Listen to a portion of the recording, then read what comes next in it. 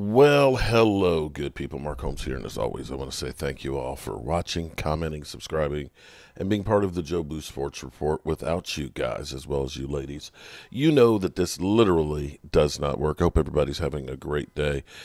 I am, I just, my brain hurts. I have got to get some Tylenol, some Advil, something. I just literally did it to myself. I listened to Jerry Jones talking about the Cowboys, and that is 20 minutes of my life that I will not get back.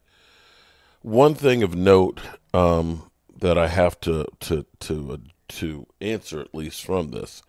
Shout out to Michael Anthony Fitness Reaction Gig Economy for also sending me the exact copy of it. Asked on if Dak doesn't want to run or can't run anymore, Jerry Jones said, I think it's both. But later said his ability to run is there, no question as far as him physically. He can run, said he doesn't want Prescott to run much because of potential injury. So there's that. I'm going to be real with you guys.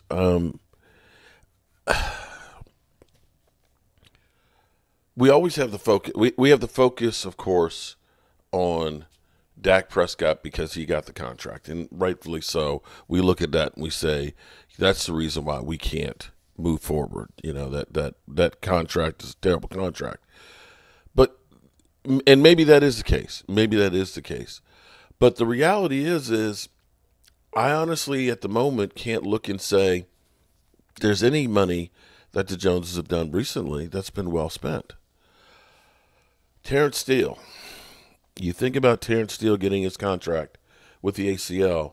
Terrence Steele needs to be benched. Problem with benching him is I don't know that you have a better option. I honestly don't at this moment. That was an $82 million contract. We don't talk about that much. Diggs, who's coming back from the ACL and stuff, you think about that contract that's there. You think about D-Law, who's at the end of his contract, of course, who's not on the field. You think about Zach Martin, who held out in training camp last year to get an extension, and he'll probably retire after this year. I can't look and say that contract is paying dividends. I can't honestly look at any contract that the Cowboys have done. I mean, we could talk about Zeke's. I guess you could look at it and say as cheap as Zeke's is, that now that it's okay, but we saw how much we wasted before. So all of these big contracts that we put out there, with Dak's included at the moment, are not paying dividends. Those moves were mistakes. And typically when we look at those moves, the way they were done, waiting till the last minute to get them done has hurt you. And I dare say I've got, of course, Get Up, and this morning Get Up is spot on with all the problems with the Cowboys. Our offense is atrocious, but you'd rather see our offense than our defense. Our defense cannot stop the run in any shape or form. We cannot run the football. I pointed out while we were playing San Francisco that Brock Purdy had as many yards running by himself as our Dallas Cowboys offense. And for those out there who don't know, that running the football is a must in the NFL. A must. Because it slows down the defense. When you looked at the pocket, they're teeing off on the quarterback. Quarterback, we said we don't want Dak Prescott running because he might get injured. He's going to get injured behind that offensive line. Every play he's having to duck and dodge, and he's throwing with people that he knows he's about to get hit on. I know you're going to say I'm just trying to make excuses for the quarterback. But again, this goes back to the philosophy of the Joneses. We're going to pay CD to make sure he stays here, the highest paid contract. And what we're going to do is we're going to expect him to get more touches. Okay, I hear that sounds great. That sounds great that if you're going to spend more money, you're automatically going to get more production, but it doesn't work out that way. In that game, literally, CeeDee Lamb had 50% of our offense. 50%. And you see, he's always double covered. Very rarely do you see him wide open. And because the Cowboys put that egg in that basket where Stephen Jones, who last year CeeDee Lamb averaged about 10 touches a game, says, oh, we need him to get like 12 to 15. Well, you got exactly that. You can't run. That literally your whole offense is Dak to CeeDee Lamb. Let's listen to Get Up This Morning, and then I'll respond to it. We just haven't made the plays, and they've made them more than us. Yeah, as you said, right, it's been a couple years, a couple times. Frustrating. I've got to make the plays, period. How badly did you want to end this losing streak to this team? Pretty bad. It really sucks, especially coming here 3 times the last 3 years. Yeah. Lost to them. Sickening. That's a fascinating question to ask. But one way or another, the Cowboys fall again, coming off their bye week. And we can sort of break it up because there's frustration in a lot of different areas here. I'll start with you, Dan. What does it make you feel like watching them play offense? Like I'm watching the Jets. There's 2 offenses I hate watching on tape. It's the Cowboys and the Jets. This offense cannot win and play well in meaningful games. It's like staring at theme paper. Everything is a straight line. And it's been that way. It's archaic. It's stuck in time. Dak did not make good decisions. Again, some head scratching. You know, when you go into a bye week, you know, what usually happens, teams do like self-scouting. What are the things that we do, we do wrong? What are the things that teams can kind of get a beat on us? And then you make corrections. Well, what did the Dallas Cowboys correct? The 49ers ran for 223. They could have invested $60 million a year in the quarterback, $35 million. No, it's crazy. But how about the defensive side? Well, can I just say the strength of the team? Yeah. Like you're saying that offense horrendous. That's the strength of the team. All right. Offense? Yes, because that defense is absolutely atrocious, and it's been atrocious all year. You're right, D. Hey, they got to feel good. You know, that's a hell of a job. We only gave up how much? 220. They gave up 223 yards rushing. And you play back there. They can't stop the run. It's a total embarrassment. How about when I love defenses absolutely atrocious? It's hard to argue with anything they say. And I get it. Micah Parsons is not there. Micah Parsons. So Dak has got 821 yards passing this year, and when he's down by 1 score or more, by far the most. So again, making things feel closer than they are. Yesterday, CD had 146 on 13 catches, 146 yards on 13 catches. The rest of the team had 153 yards total. I'll give you a number that'll jump out at you. Why are you making that face? I mean, they're a one-man show. Oh, yeah. Look, I mean, and the one man, you want to talk about there one you man? have it. Brock Purdy rushed for 56 yards in this game. The Cowboys rushed for 56 yards in this game. The same number.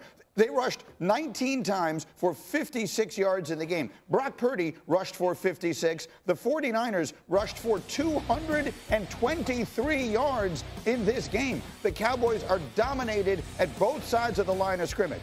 So there's 2 thoughts. One, the obvious one. The Cowboys are exactly what we thought they were. They got worse and more expensive. We said it to Jerry Jones all summer. He chose not to listen.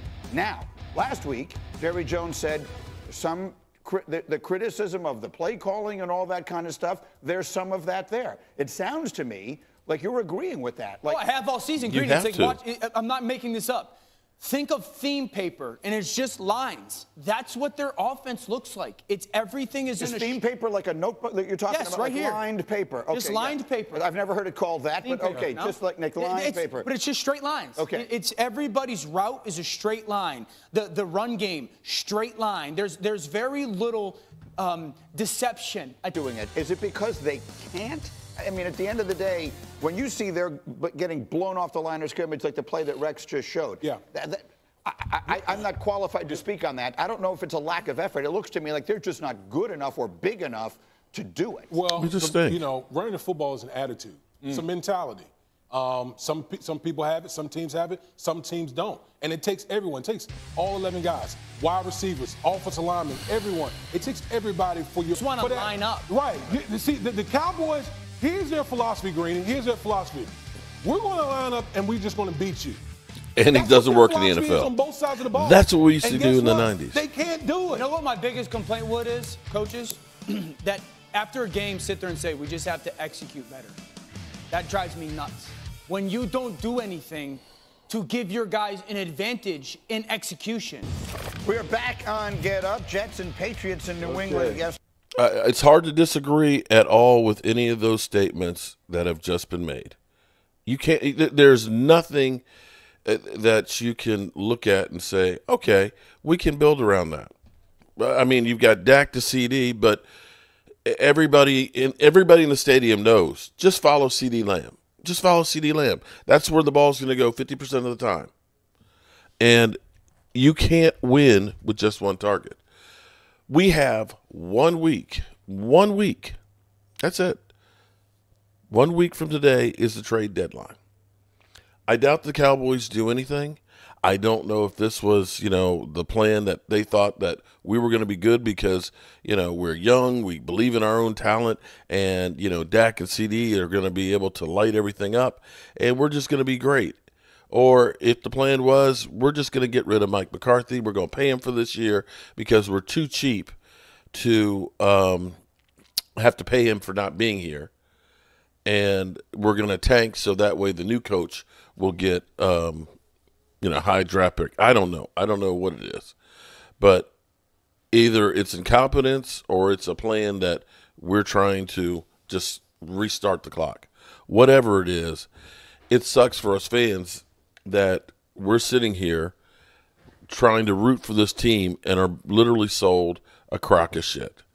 And even right now, we have Jerry and Stephen Jones that are literally saying, we got the players. It's just a matter of we just got to coach better and execute better. Yeah. Could have had Derrick Henry. That would have helped a little bit. That would have helped quite a bit. But hey, this is the life we choose, being a Dallas Cowboy fan.